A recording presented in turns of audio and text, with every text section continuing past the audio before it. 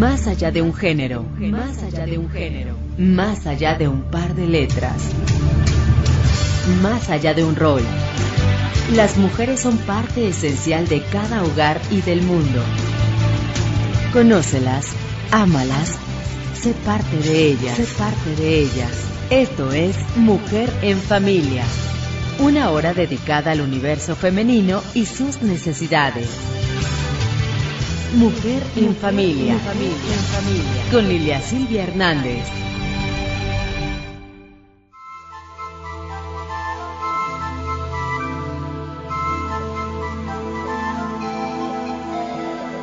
¿Qué tal, amigos y amigas de Tropicalísima 1350? Bienvenidos, bienvenidas ya a una emisión más de Mujer en Familia. Es un placer saludarles. Recuerden que las líneas telefónicas en este momento ya están abiertas: 5604-7447 y 5604-7307. Aquí estamos dando inicio a esta emisión de Mujer en Familia. Lilia Silvia Hernández ya está con nosotros. Bienvenida.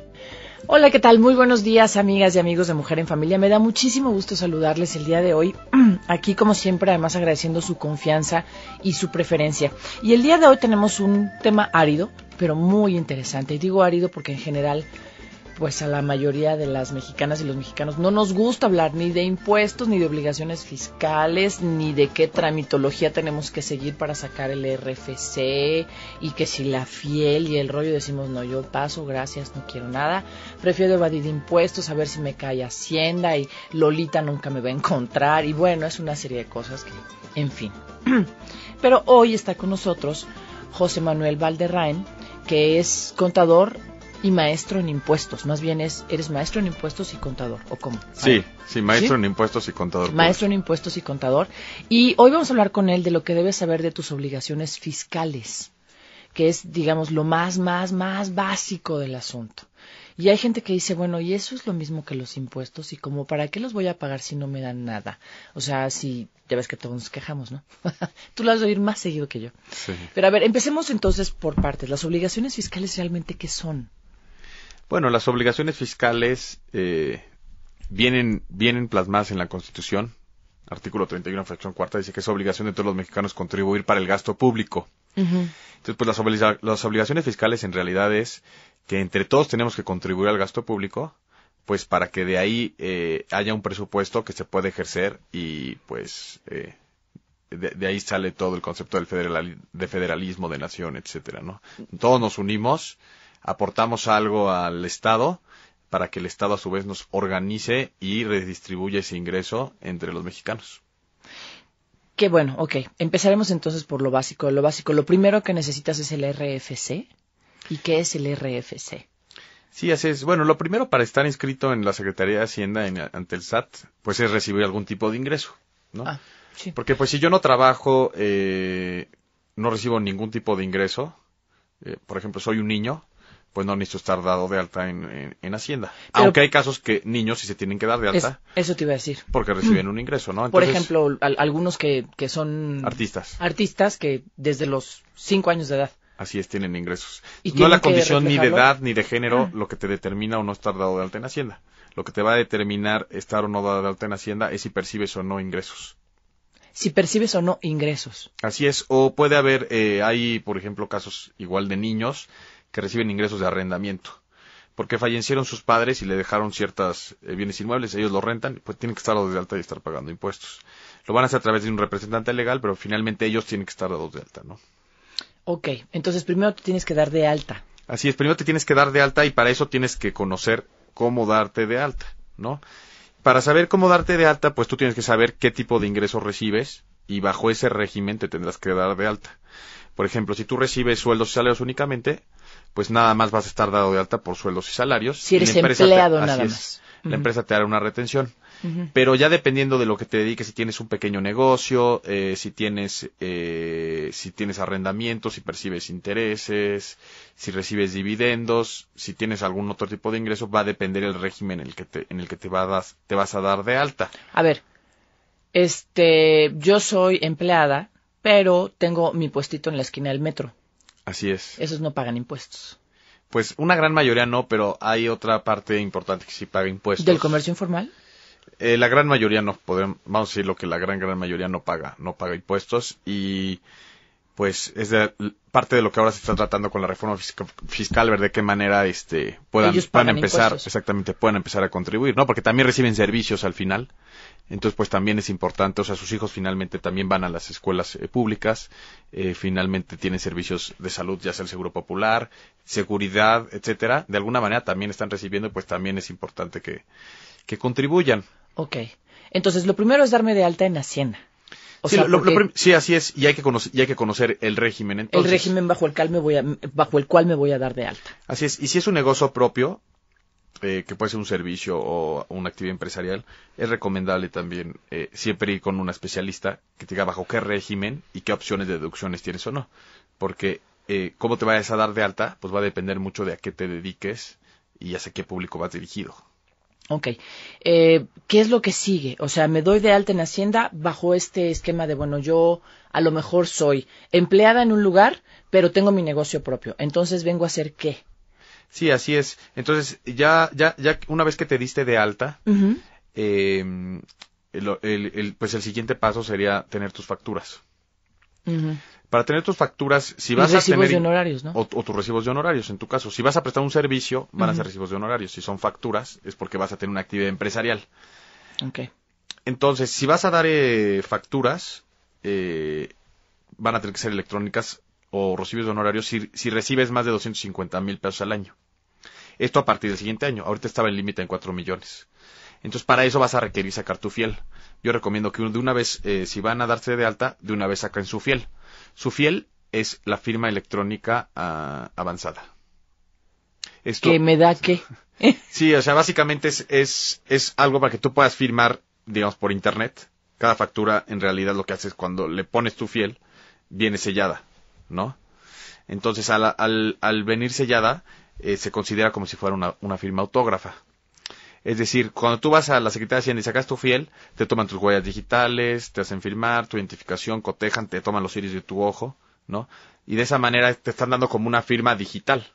Entonces, con eso tú puedes enviar declaraciones, puedes enviar facturas, puedes, pues, ahora sí que hacer los trámites en Hacienda. Ok. Para llegar a ese punto, yo tuve que haber hecho otros trámites. Darte de alta antes. Darme de alta Nada antes. más. Nada más es Sí, todo nada lo más. que voy a hacer. Sí, y es muy importante contar con la fiel para poder facturar. Ahora, pero para poder contar con la fiel, yo tengo que tener el RFC, la CURP, o sea, una serie de identificaciones, ¿no? Bueno, primero para tener RFC tienes que tener acta de nacimiento o CURP. ¿Acta de nacimiento o CURP? Sí, así es. Los requisitos para darte de alta en Hacienda es llevar tu acta de nacimiento o CURP, Uh-huh. de preferencia el CURP. Si ya llevas el CURP, no es necesario llevar el acta de nacimiento. Ah, ok. Un comprobante de domicilio, que va a ser tu domicilio fiscal. Y tienes que saber también bajo qué régimen te vas a dar de alta y llevar una identificación oficial. Ok. Una vez que tienes eso, ya nada más para sacar la fiel, lo único que vas a necesitar es tu identificación y tu RFC, que ya te van a haber dado. ¿El RFC qué es efectivamente? El RFC son unos dígitos, en realidad se componen para personas físicas, que digamos personas físicas somos las personas comunes y personas morales son las empresas. Ajá. Para personas físicas es un dígito que te va a identificar. Personas físicas se va a componer primero de 4 letras, que van a ser normalmente van a ser las 2 primeras letras de tu primer apellido. La tercera letra va a ser la primera letra de tu segundo apellido, de tu apellido materno. Y las últimas 2 letras van a ser las 2 primeras letras de tu nombre. Uh-huh. ¿No? Por ejemplo, en mi caso, Belderrain Sainz José Manuel, mi RFC es BESM, porque soy Manuel. Y luego se va a componer los 2 dígitos de tu año, los 2 dígitos de tu mes y los 2 dígitos de... Y al final es una homoclave. Es una homoclave que hay unos algoritmos y un sistema que da en base a cuando naciste, si eres hombre o mujer, etcétera, ¿no? Ok, entonces todo eso es lo que compone el RFC. Así es, y ese se vuelve como tu clave. Entonces ya va a ser tu clave para pagar impuestos. Me voy a unos mensajes. Sí. Gracias por estar aquí a José Manuel Valderrain, que es maestro en impuestos y contador, hablando justo de lo más básico que tiene que ver con nuestras obligaciones fiscales, que son de veras tan importantes, lo que debes saber de tus obligaciones fiscales. Regresamos. Momento de hacer una pausa, hay que marcar el 5604-7447 y 5604-7307. Las líneas telefónicas de Mujer en Familia están abiertas. Regresamos.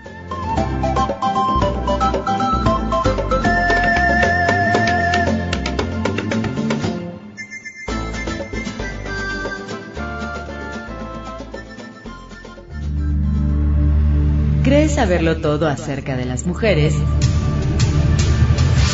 No te despegues y averígualo. Mujer en Familia. Regresamos. Dinos lo que piensas. Dinos lo que piensas. Acércate a nosotros. Mujer en Familia. Continuamos.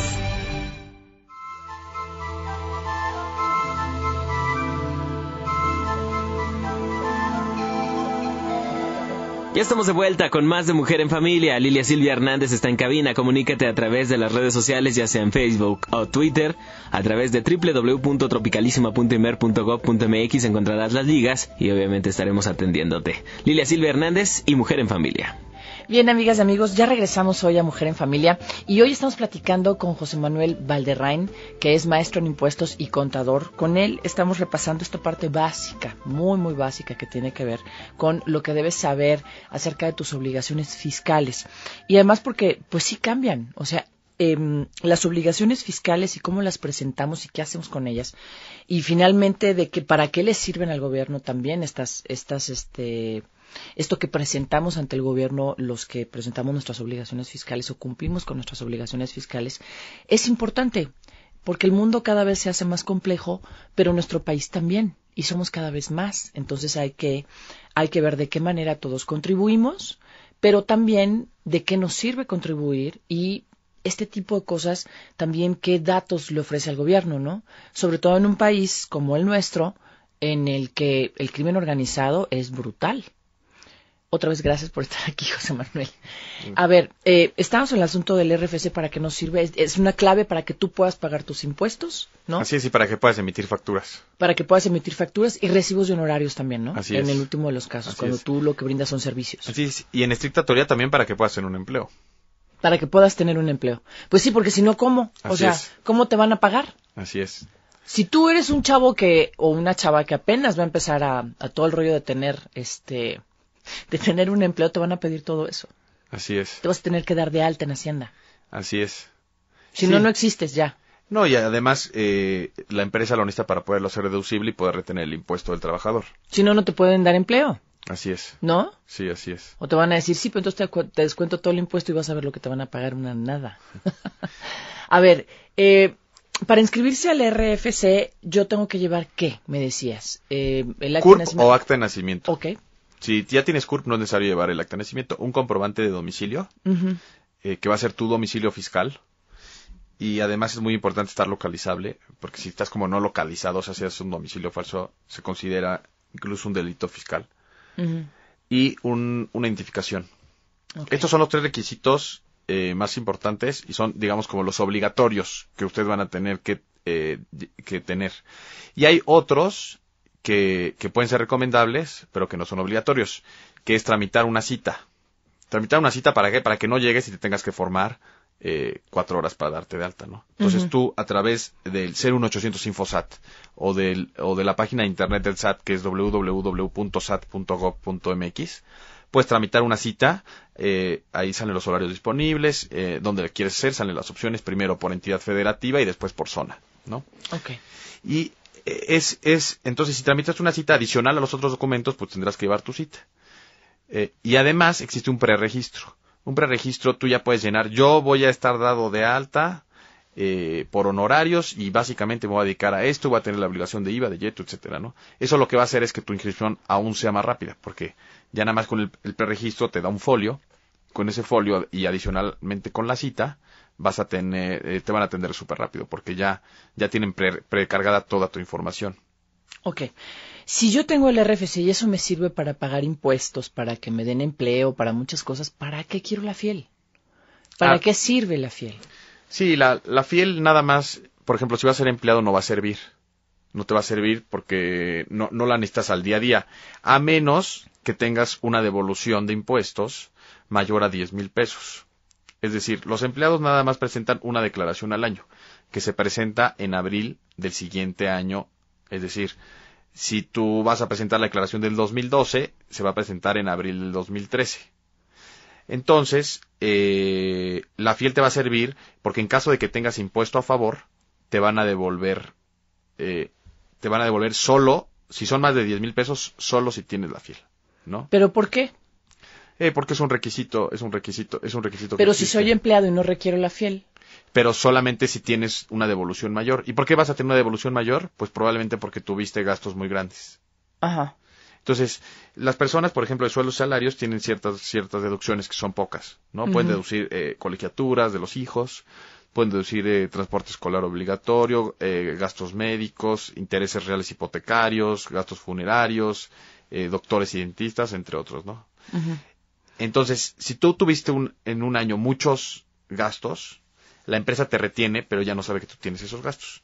Entonces, a la hora que los metes en tu declaración anual, los deduces, te va a salir un saldo a favor. Uh-huh. Si tu saldo a favor es mayor a 10,000 pesos, es necesario tener la fiel. Eso lo entiendo. Sí, Pero me parece injusto que si soy empleado sí, y no necesito la fiel para que me paguen, sí. pues ¿por qué voy a necesitar la fiel para que me devuelvan un dinero que me pertenece? Pues sí, pero son los trámites Yo que... sé, eso es sí, el trámite, pero me parece injusto, pues, ¿no? Sí, claro. Me parece, pues, como fuera la realidad. Si yo fuera además alguien que, pues, tengo otras cosas, pues, y necesito la fiel o la firma electrónica para trabajar, va. Claro. Pero pues si soy empleado, pues nomás es un trámite más también. Es que es una friega. Pero bueno, a ver. Entonces la fiel me puede servir para eso, pero la fiel me sirve para, si soy empresario o si tengo algún otro negocio, ¿para qué le sirve la información de la fiel al gobierno? O sea, la información de la fiel la fiel es un requisito si vas a ser empresario. Por ejemplo, si eres empresa, es un requisito tener la fiel para poder facturar. Si tú haces una... Okay. Entonces, ¿por qué? Porque si no, no vas a poder vender. Al gobierno le sirve pues porque le da la seguridad de que eres tú quien está haciendo la operación. Porque ya tiene tus huellas, certificaron que fueras tú, incluso con el iris de tu ojo. Y además, te va a servir para poder facturar, porque si no, no vas a poder estar facturando. Porque ahora, recuerda que las facturas son electrónicas, ¿no? Entonces, con las facturas electrónicas, pues en el minuto en que tú facturas, la Secretaría de Hacienda ya sabe a quién le facturaste, cuánto facturaste, y de esa manera puedes saber si estás o no pagando impuestos. Claro, si está ella teniendo la información. Ahora, tú me decías, hasta este año es 4 millones de pesos y a partir del año que 250,000 pesos. ¿Por qué cambió tanto? Pues en realidad lo han ido bajando. Empezó en un régimen opcional, donde cada quien decidía si facturaba electrónicamente. Luego dijeron todas las empresas y que tengan ingresos menores a 4 millones. Y en primera instancia dijeron en el 2010 todo el mundo facturación electrónica. Pero como que no estaba preparado todavía el mercado. Entonces dio un plazo, 2 años para que todo el mundo pueda. Hasta que se te agoten tus facturas impresas que tenías, las tradicionales de papel. Entonces tú lo habías impreso a finales del 2009, tenían vigencia de 2 años, te duraba casi hasta el 2012. ¿No? Sí, sí. Entonces, lo han ido migrando poco a poco. Este año, para el siguiente año, lo que van a hacer es que bajan el límite de 4 millones a 250,000 pesos para que aún más contribuyentes entren en el régimen de facturación electrónica. O sea, para que no se les escapen, pues, de alguna manera. Así es. Y además, en el régimen de facturación electrónica existen 2 tipos de facturas. Las que son por Internet y las que no son por Internet, que son la CFD, se conocen como CFD, comprobante fiscal digital, o CFDI, comprobante fiscal digital por Internet. Entonces, el comprobante fiscal digital por Internet ya es obligatorio a partir del siguiente año, ya no se vale el CFD. Y entonces, ¿por qué? Porque el CFD tú podías facturar mediante una llave privada y ciertas cosas, pero no timbraba en ese momento Hacienda. El CFDI, donde ya van a hacer todas las facturas el siguiente año, en ese momento se timbra. ¿Por qué también es timbrar? Timbrar es, pues, se manda la información. Es que me imaginé un teléfono sonando, pero sí. no. No, casi, ¿no? Se manda la información, tal persona está facturando tanto dinero, etcétera, y y regresa por Internet un sello, es un programita, pero inmediatamente ese sello quiere decir que ya llegó la información a Hacienda. Ah, ok. Y entonces, ¿por qué es importante esto también y estar dados de alta? Porque también mucho de la estrategia de la Secretaría de Hacienda y Crédito Público para tratar de fiscalizar un poco más a los contribuyentes. Cabe mencionar que México es el penúltimo país en recaudación de la OCDE. De los 20 países más ricos del mundo. De los 37 países. 37. Sí, de los son 37. Sí, creo que son 37. El penúltimo. No, y incluso estamos muy por debajo de los últimos de Latinoamérica y estamos muy por debajo incluso de países pues africanos mucho menos desarrollados, ¿no? Como... Creo que me parece que Congo, no recuerdo los países, pero tenemos una recaudación muy baja en proporción a nuestro Producto Interno Bruto. ¿Qué problema trae eso? Somos altamente dependientes de los ingresos petroleros. Entonces, si no nos preparamos para cuando esos ingresos no existan, pues ¿qué vamos a hacer? O sea, ¿de qué vamos a vivir? ¿No? Sí, claro. Y también el gobierno pues necesita recursos de alguna manera para poder gastar y para poder implementar todas las políticas públicas que necesitamos. Hay algo, por ejemplo, tú que eres por maestro. ejemplo, Ajá, sí, dime. Toda esta estrategia, te decía, viene por el gasto. Entonces, si tú estás gastando y a la vez no estás declarando, pues ya con todos los sistemas que existen en la Secretaría de Hacienda va a ser muy fácil detectarlo, ¿no? Es decir, si te emite una factura en la que tú aparezcas, ¿no? O, por ejemplo, tu tarjeta de crédito, pues, da toda la información, ¿no? Esta persona está gastando, tal. Y a partir de la ley de la entrada de esta ley que se conoce como Ley Antilavado de Dinero, que en realidad tiene un nombre muy complejo, es Ley de Recursos de procedencia ilícita, y tiene un nombre muy grande, ¿no? Se le conoce como Ley Antilavado. Incluso las personas, por ejemplo, las tarjetas de servicio antes no timbraban. ¿Qué quiere decir? Que no timbraban y no se enviaba el reporte a la Secretaría de Hacienda. Entonces, estas tarjetas ya están obligadas a identificar al usuario y a timbrar en caso de que tenga un consumo mayor a cierta cantidad de dinero. ¿A qué cantidad de dinero más? 80,000 pesos. No salió el reglamento, pero parece que son acumulados en 6 meses. Ahí va a quedar claro si son acumulados en 6 meses o en un mes. Cierta persona está consumiendo, vamos a suponer que es en 6 meses, 15,000 pesos cada mes en su tarjeta de servicio. ¿Cuál es la tarjeta de servicio? Las tarjetas de servicio son tarjetas que no pertenecen al sistema financiero. Tiendas departamentales. Y esta ley prohíbe hacer algunas operaciones con efectivo, pero además obliga por ejemplo, a los notarios o en compra de automóviles mayores de 200,000 pesos o notarios en operaciones mayores de 500,000 pesos a identificar al comprador y solicitarle su RFC. Entonces, si no está dado de alta en el RFC, ¿no puede comprar coche de 200,000 pesos?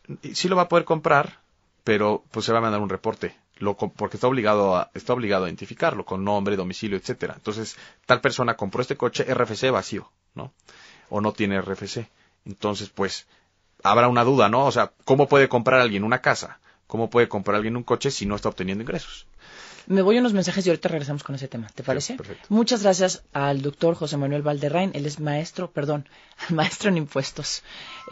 José Manuel Valderrain, que también es contador. Regresamos. Es momento de hacer una pausa. Recuerda que también puedes entrar a www.tropicalisima.imer.gov.mx. En esta página dejas tus comentarios en los blogs de Tropicalísima y ahí estamos para atenderlos. Regresamos con más de Mujer en Familia.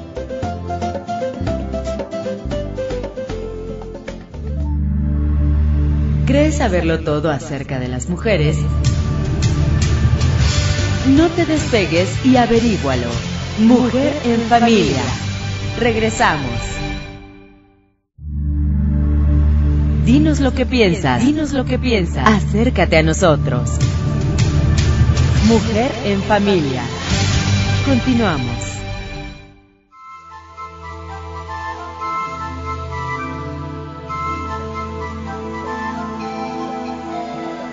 Ya estamos de regreso con más de Mujer en Familia. Recuerda la línea telefónica 5604-7447 y 5604-7307. Lilia Silvia Hernández está de regreso con nosotros. Ya regresamos, estamos el día de hoy platicando con el maestro en impuestos y contador José Manuel Valderrain. Estamos hablando de lo que debes saber de tus obligaciones fiscales y con estas nuevas leyes, además, que sin lugar a dudas van a empezar a afectar cada vez más, no tanto a las personas que ganan millones de pesos, sino más bien a las personas que ganan por debajo de eso. O sea, cualquier persona de a pie que tenga un buen ingreso. Más bien yo diría, van a empezar a afectar a la gente que no pagaba impuestos. O sí. No afectar, sino a tratar de que empiecen a pagar. Mira, el único asunto aquí que me parece interesante, mira, cuando tú dices, si tú recibes una herencia, ¿no? Sí. En donación, vamos a ponerle cualquier ejemplo. En donación tú recibes una herencia de un terreno que vale $1 millón y no lo declaras, automáticamente se te puede volver acumulable ese ingreso. Es decir, por el simple hecho, porque la ley te marca donativos arriba de 600,000 pesos, hay que declararlos. Si no los declaras, son acumulables, ¿no? Son acumulables. Esto es para evitar que haya lavado de dinero, dices tú? Pues en realidad es para evitar que haya lavado de dinero y evasión de impuestos. Es decir, ahí viene la importancia, por ejemplo, de conocer, ¿no? Y no conocer la ley no te exime de cumplirla. Sí, no, claro, lo sé. Entonces, el hecho de que tú recibas un donativo mayor a 200,000 pesos, nada más estás obligado a declararlo, ¿no? Ajá. Y esa declaración, pues, vamos a suponer, probablemente te va a salir en 500 o 1,000 pesos que te la haga un especialista.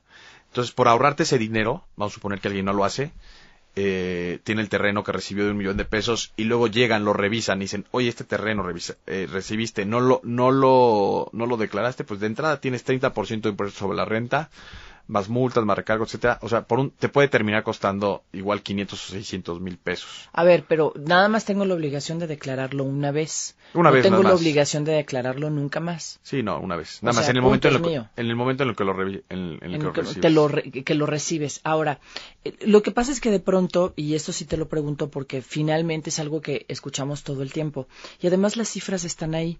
Las grandes empresas de este país, las grandes empresas, no me refiero a las pequeñas, a las medianas, a las medio grandes, sino a los consorcios grandes de este país, de nuestro país, con nombres muy rimbombantes, algunos. No pagan impuestos o pagan impuestos muy pocos. Y yo acabo de escuchar a alguien que me decía, bueno, es que la gente muy rica lo que hace es que hace que la ley esté a su favor. Pero, ¿y el resto de los que finalmente sí pagamos nuestros impuestos, por qué tenemos que tolerar eso? ¿Esto que me dijeron es verdad? Pero las cifras, en cuanto a la información sale, y están. O sea, no es la primera vez que ocurre. Sí, en Sabemos realidad que pagan cosas verdaderamente ridículas y pírricas, y además tienen créditos fiscales que al final se les condonan. Entonces, cuando uno dice, bueno, es una situación que no es pareja. En realidad lo que hacen los grandes consorcios es que aplican un régimen que se conoce como de consolidación fiscal. Y esto lo que te permite, si tú estás bajo este régimen, y es un régimen muy complicado y tienes que tener una estructura muy grande, que todas tus nuevas inversiones las puedes ir deduciendo. Entonces, en el momento en que tú vas creciendo o haces una nueva adquisición, deducción, o vas creciendo tu empresa, pues no vas pagando impuestos, ¿no? Hay mucha gente, un sector importante de la población, incluso en el Pacto por México, es uno de los puntos importantes, eliminar el régimen de consolidación fiscal. Entonces, pues los tres principales partidos políticos se han puesto ya de acuerdo en el Pacto por México en eliminar ese régimen que le permite a las empresas pues pagar una tasa menor de impuestos siempre y cuando se encuentren reinvirtiendo en otras sociedades, ¿no? Habrá que ver también el impacto que eliminar el régimen de consolidación fiscal, es decir, que puedan restar sus sumas y restas, ¿no?, de otro, pueda tener en la economía. Mira, te voy a contar, justo acabo de recibir un mail hace como 2 semanas de las cantidades de dinero que estas empresas estaban, pues a lo mejor por el régimen de consolidación, o más bien no estaban en créditos fiscales y demás, pero que debían, ¿no? Sí. Y eran miles de millones de pesos. Y decía al final el mail, si tú sacas las cuentas, realmente te tocarían alrededor, con todo y que somos 100 y cacho de millones de mexicanos, 50 millones por persona. No. Te lo juro. Eso No, decía. Yo dije, bueno, me parece demasiado. Pero las cifras estaban ahí. A mí me siguen pareciendo cifras escandalosas. Porque me parece que hay empresas que ganan una cantidad de dinero impresionante, aunque inviertan en nuevos empleos. Y me parece que además los empresarios, pues parte de su trabajo y de su ganancia es tener nuevos empleados. Claro. Sea, finalmente también ellos ganan teniendo nuevos empleados. Amplían sus horizontes, van a otros países, etcétera. Pero mucho de lo que los mexicanos de alguna manera usan de pretexto para no pagar impuestos o para evadir impuestos es esta molestia. ¿Qué le dirías tú a estas personas? Sí, una de las o de los dos argumentos que muchas veces usan para no pagar impuestos es o que las grandes corporaciones no pagan, ¿no? O que el gobierno se lo roba, ¿no? Son como los dos argumentos que se usan. Pues no están tan fuera de la realidad, sí, digamos, ¿no? Pero yo estoy convencido de que no estamos hablando del 100%, y además desde dónde vamos a iniciar un cambio. Desde la sociedad civil vamos a iniciar un cambio pagando nuestros impuestos y cooperando, y de esa manera legitimándonos para poder exigir también de la misma manera que nos cumplan, o vamos a esperar a que todos los políticos todos los grandes empresarios se pongan a pagar el 100% de sus impuestos.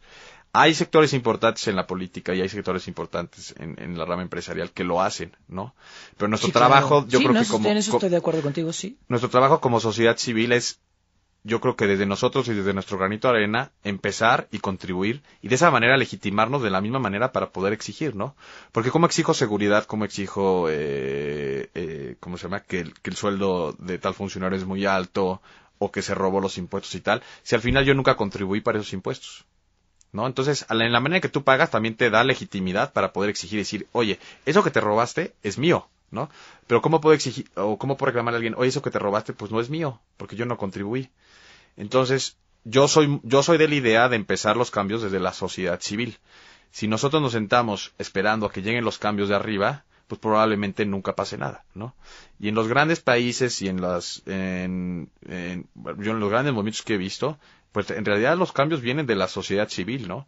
Y de ahí la gente empieza a pagar y de esa manera empieza a exigir realmente que se empiecen a cumplir, pues todo lo que se prometió que se iba a hacer con nuestros recursos.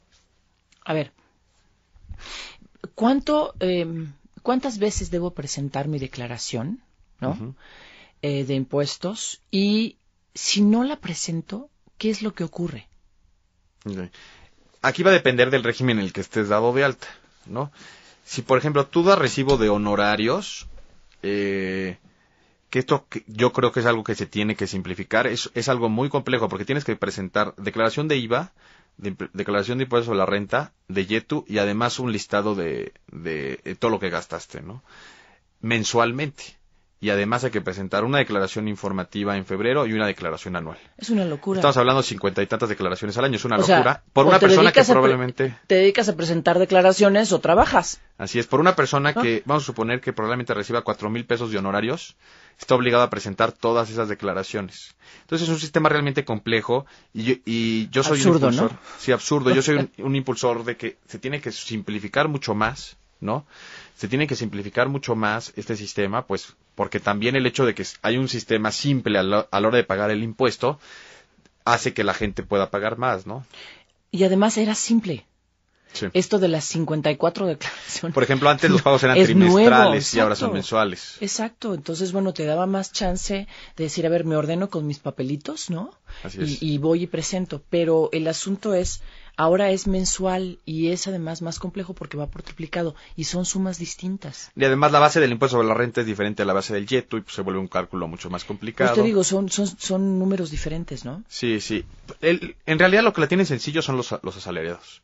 Los asalariados, el patrón les presenta su declaración anual, si obtienen ingresos menores a 400,000 pesos al año. Estamos hablando como de 35,000 pesos al mes y no tienen que presentar nada. Y por las cifras que vimos del INEGI, pues son muchísimos. Sí, así es. ¿No?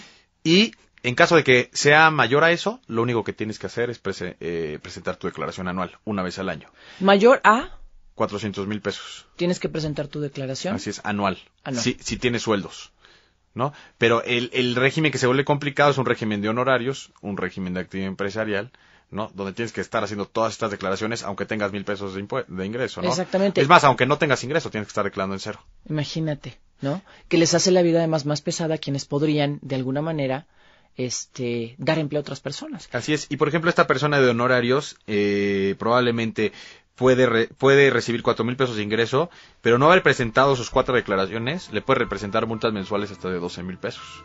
O sea, del triple de... que de hecho son inconstitucionales, ¿no? Porque pues no son proporcionales a su ingreso. ¿Y con quién te peleas ahí? Me voy a unos mensajes porque ya me trajeron unos mensajes. Gracias por estar aquí. Momento de hacer una pausa. Muchas gracias por comunicarse con nosotros a través del 5604-7447 y 5604-7307. Regresamos a Mujer en Familia.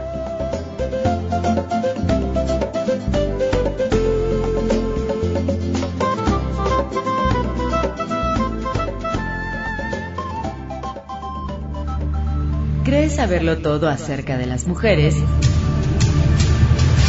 No te despegues y averígualo. Mujer en Familia. Regresamos.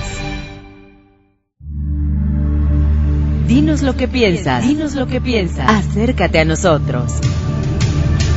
Mujer en Familia. Continuamos.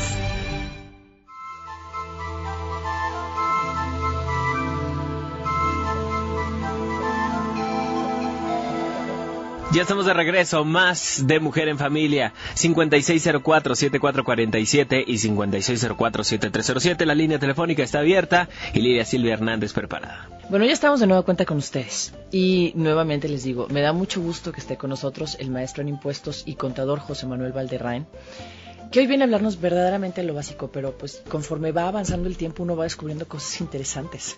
Él ya sabe que a mí este asunto de los impuestos no me cae tan bien, creo que formo parte del 99.9% de los mexicanos. Sí, sí. Pero también es cierto que conforme te vas dando cuenta y te vas informando acerca de para qué sirven los impuestos, pues te das cuenta que hay países que viven muy diferente a nosotros y que no son tan diferentes a nosotros en otras cosas, ¿no? Más que en el asunto de cómo se invierten nuestros impuestos, cómo se usa el dinero público y la conciencia que que la mayoría de sus ciudadanos tienen con respecto a las obligaciones que tienen que presentar, ¿no?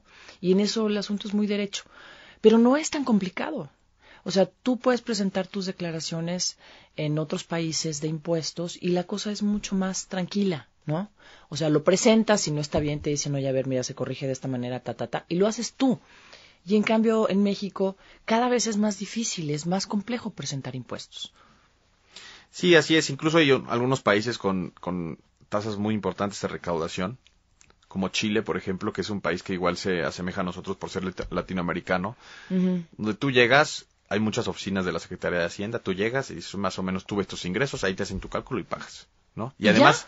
¿Y confían en lo que tú les estás diciendo? Sí, claro. Bueno, ya si no estás diciendo la verdad, pues igual en algún momento podrán hacer una auditoría y entrar a tus cuentas, ¿no? Pero es igual un régimen mucho más sencillo y además, muy importante, existe una cultura cívica del pago de impuestos, cosa que en México no existe. ¿No? O sea, desde niños, de hecho, aquí en los libros de educación básica no encuentras en ningún lugar, no sé si tú recuerdes en algún momento en la primaria que hayas estudiado que había que contribuir al gasto público. Nunca. No, y por eso se llaman contribuciones, porque hay que contribuir. Entonces, si no pagamos impuestos, ¿de dónde va a salir el dinero? Pues para todo, ¿no? Entonces, eso es y es bien importante esa parte y ver cómo no hay una cultura cívica desde la infancia al pago de impuestos. Es decir, no ver al gobierno como alguien que te va a reprimir, sino verlo como un socio, ¿no? Es decir, yo le voy a pagar el 30% de mis ingresos al gobierno porque no me voy a preocupar, la seguridad va a ser excelente. O sea, puedo salir a las 10 de la noche. Es que eso te iba a decir, no, yo con esos socios, gracias, no me asocio. No. Claro, pero... Y muchas cosas igual no funcionan, pero ¿de dónde va a empezar? Ahí es donde venía un poco mi pregunta. ¿De dónde va a iniciar? Hay que iniciarlo nosotros como sociedad, ¿no? A ver, si yo tengo impuestos, este año me fue muy mal, ¿no? Sí. Y realmente me tuve que gastar mis impuestos porque hubo emergencias en la familia. Y no tengo para pagarle los impuestos a Hacienda. ¿Cómo puedo negociar con Hacienda? Sí, eso sí está permitido y se puede sacar un pago a plazos. Ajá. Se puede sacar un pago a sin parcialidades. impuestos, o sea, nada más vas pagando, o también te van cargando impuestos ahí, digo, porque Hacienda, No, pues para eso es fina. Sí, es pago en parcialidades y hay un recargo. Ahí está, ¿ves? Sí, siempre, sí hay un claro. interés. Sí hay un ¿Y cuál interés. es el interés? El interés, si tú vas y negocias, es de 0.075%. Si no negocias, es de 1.13% mensual. Vas y negocias con ellos. O sea, en realidad, si no negocias, o sea, si yo no voy a hacer el pago, me espero a pagar en 6 meses, el interés es el doble. Pero si tú dices, yo debo 10,000 pesos, aplico a pago en parcialidades, el interés se convierte en la mitad. Entonces, sí es importante, si vas a hacer un pago a plazos, o si vas a pagar después, pues decir, ya debo, y aparte ya estás como en orden, nada más que sabes que ahorita no tengo dinero y te voy a ir pagando a plazos. ¿Cuándo puedo hacer declaraciones en ceros? Pues cuando no tengas ingresos. Nada. Sí, cuando no tengas ingresos hay que hacer las declaraciones en ceros. De hecho, es una obligación. El hecho de no hacerlas te puede traer una multa, ¿no? Es decir, tú igual no tuviste ingresos este mes y el no declarar te va a provocar que tengas una multa, ¿no? Entonces es importante. Si no tuviste ingresos y estás dado de alta en un régimen como honorarios, actividad empresarial que dijimos que son cada mes, vas a tener que estar declarando en ceros. Y si no declaré en ceros, sí voy a tener recargos, pues, ¿no? Voy a tener... No, si no declaraste en ceros va a ser una multa. Una multa. Los recargos son sobre lo que debías y la actualización, que es traerlo a valor presente. Si yo pago hoy los impuestos que debía haber pagado en enero, lo primero que hago es traerlos a valor presente, es decir, meter la inflación y después le voy a poner intereses. Pero adicionalmente, si me llegó una notificación... Ver, y no se te hace un poco absurdo el asunto, o sea, finalmente tú no pudiste declarar en ceros porque estás apurado buscando qué fregados vas a hacer para llevar dinero a tu casa. Es que de pronto pareciera como que el asunto es mucho más absurdo. O sea, a ver, yo no pude generar ingresos este mes y estoy apuradísima porque yo tengo que llevar el pan a la mesa de mis hijos, ¿no? Me pongo en esa situación, ni siquiera dramática, ocurre, pues. Sí. Ahí están las cifras del INEGI, yo nomás digo 50 y tantos millones de pobres, ¿no? Y Hacienda resulta que me dice, pues, ¿qué crees? Y además tienes multa, mi rey. Y bueno, ¿y qué tal que yo nada más me está alcanzando el dinero o entré a trabajar casi para llevar la comida a casa de mis hijos y no estoy entregando recibos de honorarios ni nada porque a lo mejor estoy lavando trastes en el mercado. Bueno, pero ahí seguramente no estés dado de alta. No, estaba dada de alta, pero resulta que sí, claro, pues me vine a quiebra, ¿no? Claro. No voy a tener tiempo de ir a presentarle mejor que Hacienda ni me oiga porque me va a oír algo muy feo que le voy a decir. Y entonces imagínate que al final del año llega Hacienda y me dice, pues además, ¿sabes qué? Tienes multas por no presentar. O sea, es algo, es mandar a la gente peor todavía. Yo lo que les recomendaría, ¿no? Si no van a tener ingresos para evitar estar declarando en ceros, lo que les recomendaría es si tomas el tiempo de darte de baja y ya no tienes que estar declarando. ¿Y cuando te vuelves a dar de alta, te vuelven a dar los mismos datos o ya son otras cuentas y otros números y otras cosas? No, es el mismo RFC. Nada más te pones en suspensión de actividades. Yo ahorita, y así evito tener que estar declarando en ceros, ¿no? Y ha habido nuevas modalidades, por ejemplo, la declaración anual en ceros ya se puede presentar por teléfono. Eso es algo nuevo, innovador. Ah, mira. Sí, precisamente para que no tengas que tener gastos. Entonces, tú marcas al 01800 Infosat y si tu declaración anual es en ceros, si tu declaración anual es en ceros, la puedes presentar por teléfono. Te van a pedir unos datos, así como cuando de repente te hablan del banco para verificar que realmente seas tú, o más bien cuando tú hablas al banco, tu domicilio, tal. Entonces das tu RFC, das tus datos y te la pueden ya presentar en ceros. Ese es un dato importante y valioso, ¿no? ¿Qué debemos saber más acerca de las declaraciones fiscales, de nuestras obligaciones fiscales, los mortales normales de este país? Pues en realidad el sistema fiscal es muy complejo, ¿no? En realidad el sistema fiscal es muy complejo. Mi recomendación sería que si tiene un negocio y en la medida en que ese negocio vaya creciendo también, pues es muy importante estar en orden con Hacienda, ¿no? Además de que pues habrá contribuyentes que también te pedirán factura de lo que estás vendiendo y eso te irá ayudando a ir a crecer tu negocio, ¿no? Igual una pastelería y al rato tienes un cliente grande de un corporativo, pues te va a pedir una factura para poder hacer deducibles los pasteles, ¿no? Sí, si no, ¿cómo? Sí. Y pues finalmente te va a dar una tranquilidad también de que pues no te van a congelar tu cuenta, no te van a embargar tu casa en caso de que no pagues, ¿no? ¿A dónde te podemos localizar en último de los casos para hacerte consultas, José Manuel? Pues si tuvieran una consulta, los teléfonos del despacho son 2978-0007. ¿Otra vez? 2978-0007. ¿Y qué más? ¿Dónde más? Ahí en esos teléfonos. En el teléfono, también en mi cuenta de Twitter, @JMBelderrain. ¿Valderrain? Belderrain. Belderrain, no es Valde. ¿Te he estado diciendo mal todo el tiempo? Sí. Me hubieras dicho. Normalmente tenemos mucho ese conflicto con mi apellido. Bueno, entonces es José Manuel Belderrain. @JMBelderrain, sí, es el Twitter. O en Facebook también me pueden encontrar como José Manuel Belderrain. De hecho, normalmente, después de entrevistas de radio, eso recibo muchas preguntas de gente y yo con todo gusto y sin ningún costo se las contesto. A ver, entonces otra vez, perdón, los datos para localizarte. El teléfono y todo lo demás. Sí, el teléfono 2978-0007. En Twitter, @JMBelderrain. Bueno, también tenemos el Twitter del despacho que es @BSAsociados. O en Facebook como José Manuel Belderrain, por mi nombre me pueden encontrar. La página del despacho es www.bsa.mx, ¿no? ¿B chica? B chica, sí, B chica que es de Belderrain, bsa.mx. El despacho es Belderrain Sáenz y Asociados. Y cualquier duda que tengan, pues para mí será un gusto poder ayudarles, ¿no? Pues te agradecemos de veras, muchísimas gracias por haber venido el día de hoy a hablar acerca de esto que es tan básico pero tan importante para que muchas personas se comprometan y paguen sus impuestos. Sí, claro, y sobre todo es que si alguien igual no está en el día a día esto, pero de repente recibe un ingreso grande, herencia, venta de terreno, algo así por fuera que se ganó un premio, que le hicieron un préstamo grande, súper importante acercarse a un especialista porque si no, eso que recibió puede volverse un dolor de cabeza. Efectivamente. Pues muchas gracias al maestro en impuestos y contador José Manuel Belderrán por venir a hablar hoy acerca de los deberes, lo que debes saber acerca de tus obligaciones fiscales. Gracias otra vez, buen día. Muchas gracias a ti, un gusto estar contigo esta mañana con tu auditorio. Gracias a Lilia Silvia Hernández. Mañana tenemos más de Mujer en Familia en punto de las 9 de la mañana. En la producción está César León, en los controles Arturo Noriega, yo soy Paco Ceseña. Hasta aquí, Mujer en Familia.